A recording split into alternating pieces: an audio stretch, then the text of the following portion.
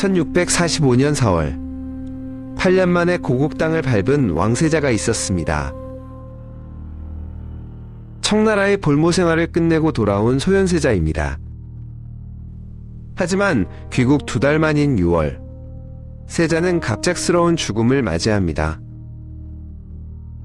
34, 세상을 바꾸기에 한창인 젊은 나이였습니다. 그런데 말입니다. 조선 최고의 정사라는 인조실록은 그날의 죽음을 아주 기이하게 기록하고 있습니다.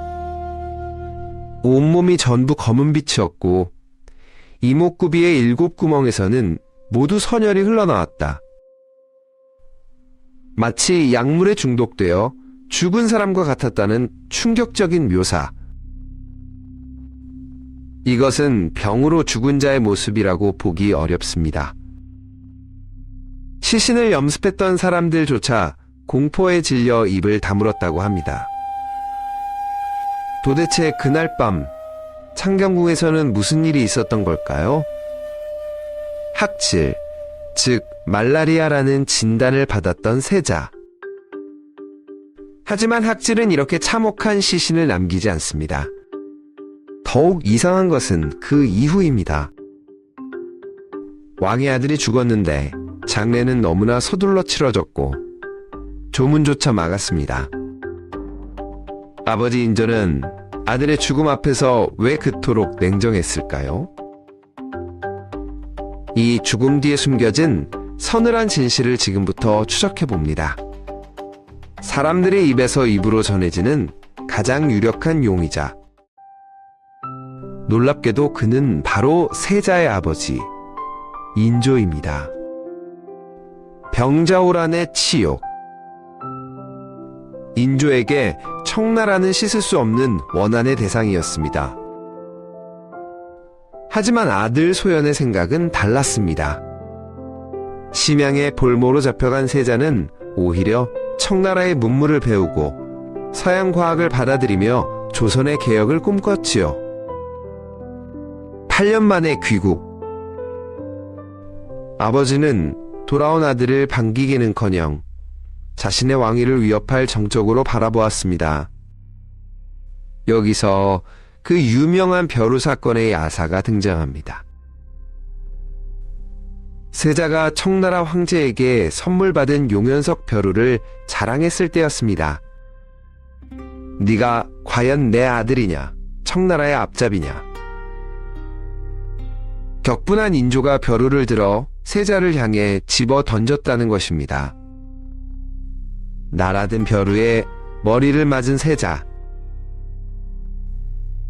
야사는 그 상처가 도져 세자가 시름시름 앓다 죽었다고 전합니다. 물론 이것은 정사에 기록되지 않은 야사일 뿐입니다. 하지만 당시 민심이 인조를 어떻게 바라봤는지 명확히 보여줍니다. 늙고 의심 많은 권력자와 너무 똑똑했던 젊은 후계자. 비극의 씨앗은 이미 잉태되어 있었습니다.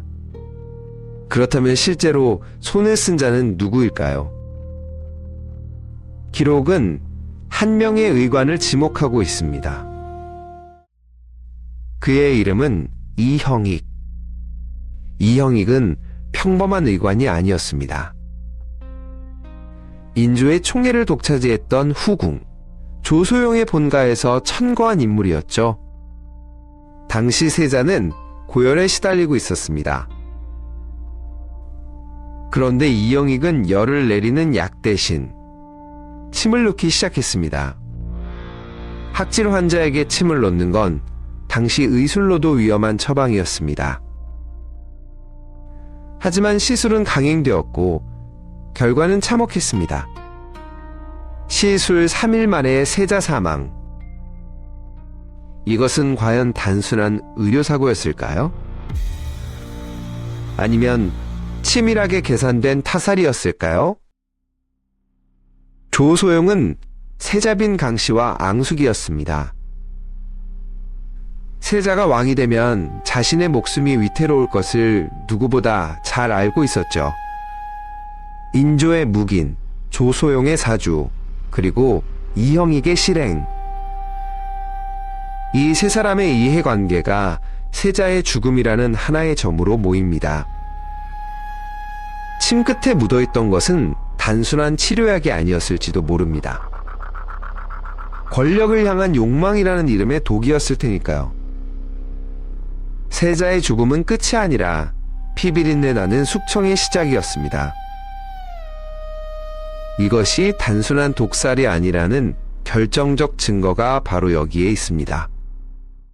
원칙대로라면 세자의 아들, 즉 원손이 왕위를 이어야 했습니다. 하지만 인조는 손자가 아닌 둘째 아들 복림대군을 세자로 책봉해버립니다. 죽은 세자의 핏줄을 왕통에서 배제하겠다는 강력한 의지. 하지만 비극은 거기서 멈추지 않았습니다. 남편을 잃은 세자빈 강씨. 인조는 며느리인 그녀에게 왕의 수라상에 독을 탔다는 누명을 씌웁니다. 증거도 불분명했지만 인조는 가혹했습니다. 결국 강씨는 사약을 받고 형장의 이슬로 사라집니다. 남편이 죽은 지 불과 1년 만이었습니다. 남겨진 어린 세손자들은 머나먼 제주도로 유배를 떠납니다. 왕족의 삶에서 죄인의 신분으로 추락한 아이들. 그곳의 거친 풍토병을 견디기엔 너무 어렸던 걸까요? 2명의 손자는 결국 제주도에서 쓸쓸하게 생을 마감합니다. 아들을 죽이고 며느리를 죽이고 손자들까지 죽음으로 내몬 비정한 할아버지. 인조에게 그들은 가족이 아닌 제거해야 할 정적일 뿐이었습니다. 이토록 철저한 말살. 이것은 소현세자의 죽음이 우발적 사고가 아닌 완벽하게 기획된 정치적 타살이었음을 말해주고 있습니다. 소현세자는 청나라에서 아담 샬 신부와 교류하며 천주교와 서양 과학을 접했습니다. 그는 이미 준비된 군주였죠. 만약 그가 살아서 왕위에 올랐다면 어땠을까요? 조선의 개화는 200년 앞당겨졌을지도 모릅니다. 하지만 세자의 죽음과 함께 그 모든 가능성은 관 속에 갇히고 말았습니다. 조선의 시간은 다시 과거로 회귀했습니다. 진범이 아버지 인조인지 후궁조 소용인지 혹은 그저 병사였는지는 100 확신할 수 없습니다. 분명한 건 하나. 아들을 잃은 슬픔보다 왕자를 지켰다는 안도감이 그날 밤 궁궐을 지배했다는 사실입니다.